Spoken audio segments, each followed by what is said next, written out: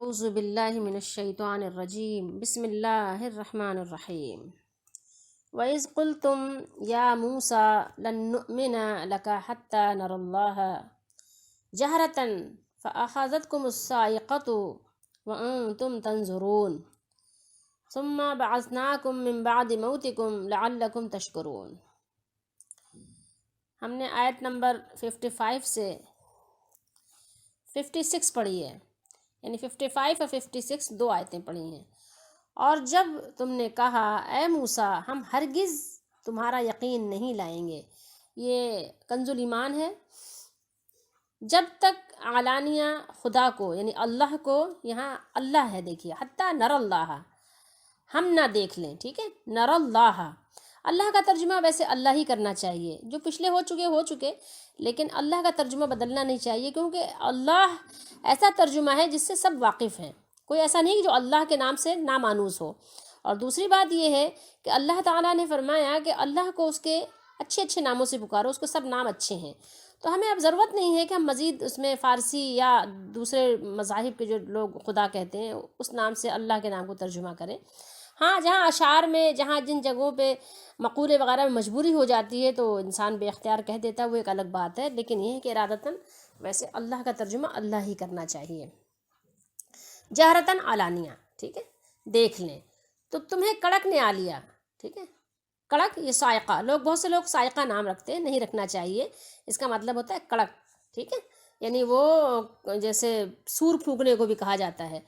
اور تم دیکھ رہے تھے، یعنی یہ سب سارا منظر تمہارے سامنے ہوا، تمہارے نگاہوں کے سامنے یہ سارا کچھ منظر ہوا ہے، یعنی تم جب مر رہے تھے، ٹھیک ہے، تو جب ایک مر رہا ہے تو دوسرا دیکھ رہا ہے، ملاحظہ کر رہا ہے، یعنی باری باری جب ان کو موت آ رہی تھی، اور جب وہ زندہ ہو رہی تھی جبھی انہوں نے ملاحظہ کیا، ایک زندہ ہو گیا دوسرے کو دیکھ رہا ہے زندہ ہو رہا ہے ہمارے سامنے۔ اور پھر مرے پیچھے سے مراد کیا ہے؟ مرنے کے بعد ہم نے تمہیں زندہ کیا، من بعد موتکم، ٹھیک ہے، مرے پیچھے کا مطلب ہے مرنے کے بعد ہم نے تمہیں زندہ کیا، ٹھیک ہے، موتکم تمہارے مرنے کے بعد، یہ بعدہ تم اردو میں بھی استعمال کرتے ہیں نا، موتکم تم سب کے مرنے کے بعد ہم نے تم کو زندہ کر دیا، یعنی جتنے لوگ بھی تھے، لعلکم کہ کہیں تم احسان مانو، تاکہ تم احسان مانو، یا اس امید پر کہ تم احسان مانو یا شکر گزاری اختیار کرو، یہاں پر یہ ترجمہ ہے۔ اب آپ تھوڑا سا تفہیم القرآن کا بھی ترجمہ دیکھ لیجئے۔ یاد کرو جب تم نے موسیٰ سے کہا تھا کہ ہم تمہارے کہنے کا ہرگز یقین نہیں کریں گے جب تک کہ اپنی آنکھوں سے علانیہ اللہ کو تم سے کلام کرتے ہوئے نہ دیکھ لیں، ٹھیک ہے، تو اس وقت تمہارے دیکھتے دیکھتے ایک زبردست سائقے نے تم کو آ لیا، تم بے جان ہو کر گر چکے تھے، مگر پھر ہم نے تم کو جلا اٹھایا، شاید کہ اس احسان کے بعد تم شکر گزار بن جاؤ۔ یہ ترجمہ ہے عبدالسلام بن محمد کا، یہ بھی دیکھ لیجئے۔ اور جب تم نے کہا اے موسیٰ ہم ہرگز تیرا یقین نہیں کریں گے یہاں تک کہ ہم اللہ کو کھلم کھلا دیکھ لیں، یہ علانیہ اور کھلم کھلا، ٹھیک ہے، تو تمہیں کڑک نے پکڑ لیا اور تم دیکھ رہے تھے، پھر ہم نے تمہیں تمہارے مرنے کے بعد زندہ کیا تاکہ تم شکر کرو۔ اب تفسیر میں ہم نے آپ کو یہ ضیاء القرآن رکھا ہے دکھانے کے لیے کہ اکثر مفسرین کے نزدیک من سے مراد ترنجبین ہے، اچھا کسی نے کہا ہے کہ دھنیا کے بیج کی جیسا کچھ، یعنی کوئی ایسی چیز تھی جو شبنم پہ گرتی تھی، اور ترنجبین ایک قسم کی قدرتی شکر ہے جو کہہ رہے ہیں کہ اونٹ کٹارے یا اس قسم کی دوسری بوٹیوں کے کانٹوں پر شبنم کی طرح گر کر جم جاتی ہے، اور سلوا بٹیر کو کہتے ہیں، یعنی پرندہ جو وادی سینا کا خاص پرندہ ہے، کیونکہ یہ رزق لذیذ ان کو محنت و مشقت کے بغیر میسر آ جاتا تھا، اس لیے اسے من کا مطلب احسان ہوتا ہے نا، فرمایا گیا، اور بٹیر کے شکار میں ان کے مغموم اور افسردہ دلوں کی شگفتگی اور تازگی کا سامان بھی تھا، اس لیے اسے سلوا کے نام سے تعبیر کیا گیا۔ اور آگے فرما رہے ہیں کہ ایک اہم حقیقت کا بیان ہے، یعنی احکام الہی کی نافرمانی کرنے والے اللہ تعالیٰ کا کچھ بگاڑ نہیں سکتے، بلکہ اپنی دنیا و آخرت ہی برباد کرتے ہیں۔ اچھا، یہ میں آپ کو بتا دوں کہ انہوں نے جو یہ حوالہ دیا ہے من اور سلویٰ کا، علامہ قرطبی کے حوالے سے لکھا ہے، کہ انہوں نے لکھا ہے یہ۔ اچھا، ایک بات ہے، میں نے آپ کو پہلے بھی بتایا تھا کہ قرآن مجید کی بہت سی آیات ایسی بھی ہیں کہ جن کی تفسیر نہ ہی قرآن مجید میں اللہ نے بیان کی ہے اور نہ ہی احادیث مبارکہ میں ہے،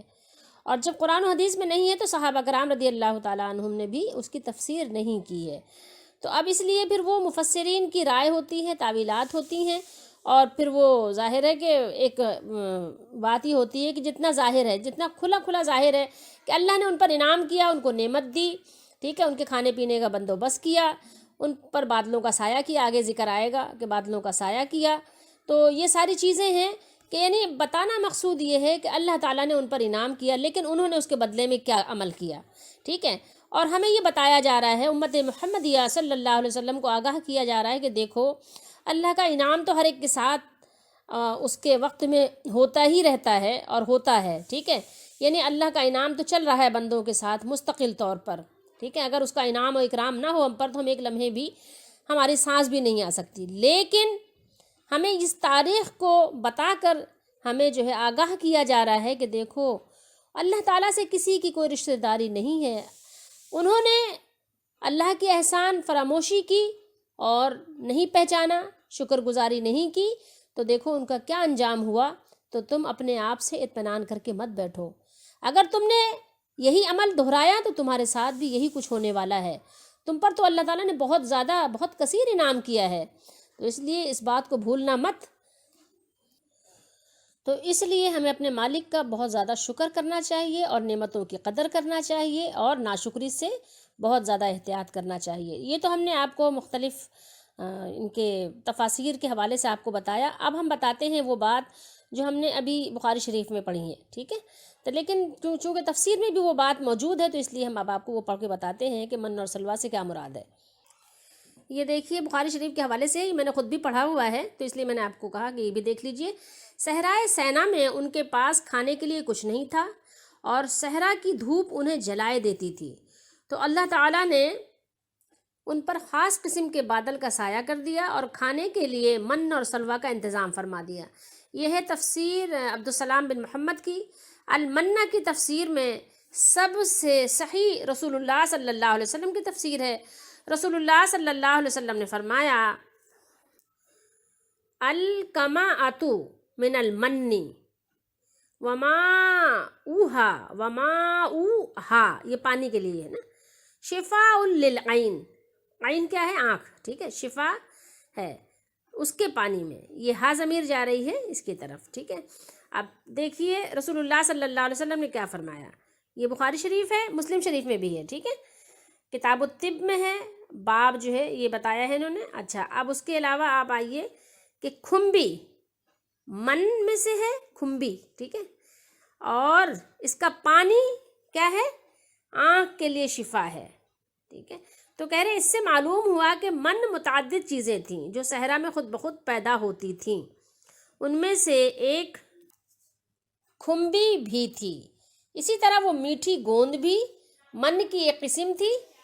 جو ابن عباس رضی اللہ تعالی عنہما اور مجاہد رحمہم اللہ سے من کی تفسیر میں آئی ہے، اور السلویٰ اس میں جنس ہے، اس کا واحد سلواتن ہے، ٹھیک ہے، آتا ہے بٹیر یا بٹیر سے ملتا جلتا پرندہ ہے۔ صحرا میں اللہ کے حکم سے بے شمار پرندے آ جاتے اور وہ انہیں پکڑ کر کھا لیتے تھے۔ یہ ہو گئی بات۔ تو ان چیزوں میں جتنی احادیث مبارکہ میں اور قرآن مجید میں ذکر کر دیا گیا تو ہمیں اسی پر اکتفا کرنا چاہیے، مزید اپنی طرف سے اس میں اپنی باتیں ملانے کی کوئی خاص حاجت نہیں ہوتی، ٹھیک ہے۔ اسی سے متعلق جو باتیں ہیں لوگوں کو سمجھا دینا چاہیے، اور لوگوں کو بھی اسی کو سمجھ کر اسی پر اکتفا کرنا چاہیے۔ اللہ ہم سب کو قرآن مجید پر اور احادیث مبارکہ پر من و عن ایمان رکھنے کی توفیق دے، اور ہم سب کے ایمان کو قبول فرمائے اور ہماری کوتاہیوں کو معاف فرمائے، آمین۔